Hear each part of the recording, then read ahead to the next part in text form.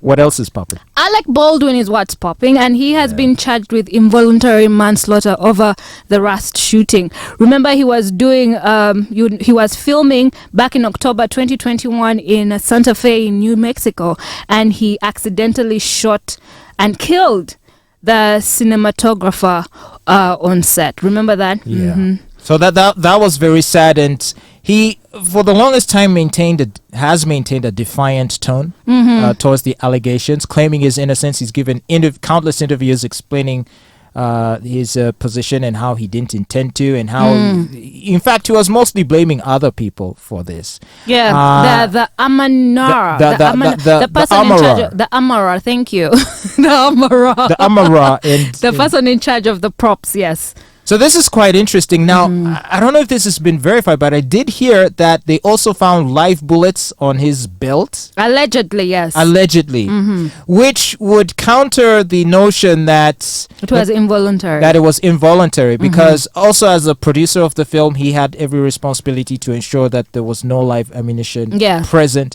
And not only was it present in the scene, but he had it on him, meaning perhaps he's the one that loaded his gun with the live bullet. No, he says it was loaded and given to him, and then he just exactly. That's what he said. That's what he said happened. Yes.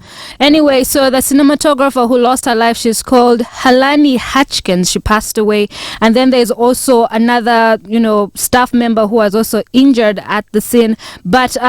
Alec Baldwin is the other person who is also facing charges is the person in charge of the props, and her name is Hannah Gutierrez.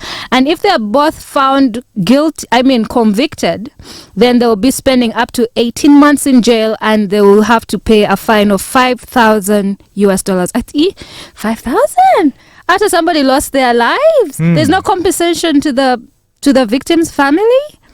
Well, I mean, if it is manslaughter, then I guess that's involuntary manslaughter.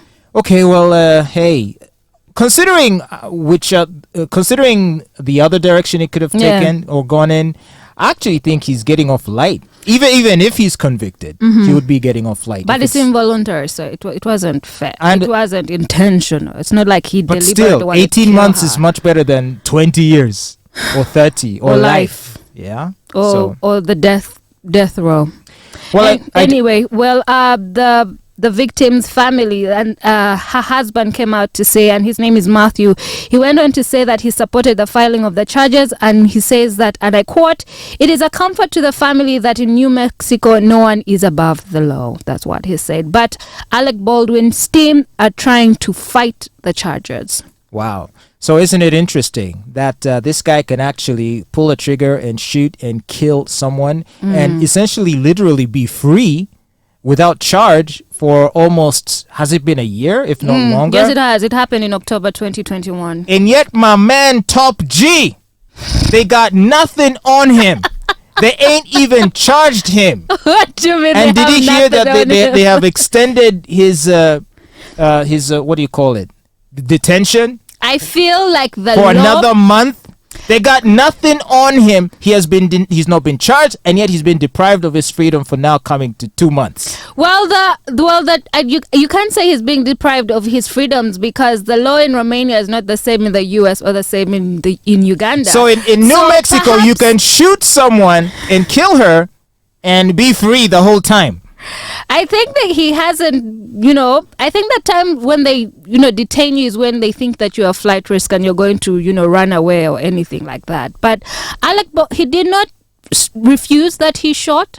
However, under the circumstances in which that happened is what he's denying. But let's wait and see what happens, because you cannot deny that it has also been a very traumatic instance for him. I mean, you can only imagine, like, you're just doing your job and then next thing you know, you're killing your colleague. But apparently there's more to this than we're being told. Apparently, because you do know that there was a lot of disgruntlement among the staff. They were planning to walk off the set, the filming, to withdraw from the production, because there were a number of issues that the people working on the movie didn't like. Yes. And apparently this Halyna lady was one of the people quite vocal about all of these complaints. So there's actually possible reason as to why he may have wanted to kill her, create this accident scenario as a way of getting rid of her by killing her.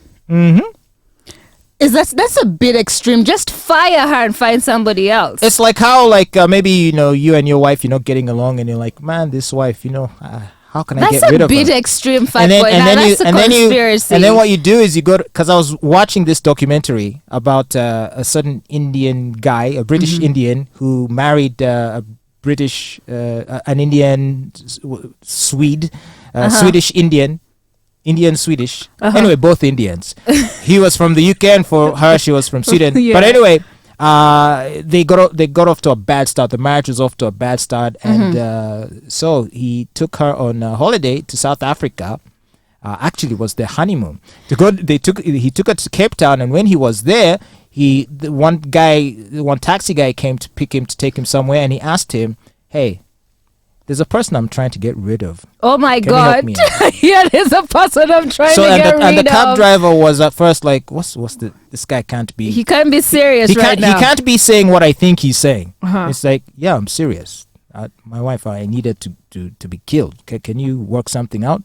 Talk to your friends. So he went, called a few friends in South Africa, being South Africa. Come on, do not start stereotyping South Africans. So basically, he called a friend. Who called a friend? Who knows a friend? Who knew a guy. You know what I mean? There's usually 3 degrees of separation between you and a hired killer. You'd be surprised to know. Oh my God. So yeah, he got put in touch with a hired killer, and they made a plan to have the car be hijacked at a certain point, and for the wife to be killed, and to make it look like it was an accident, or like it was a hijacking scenario.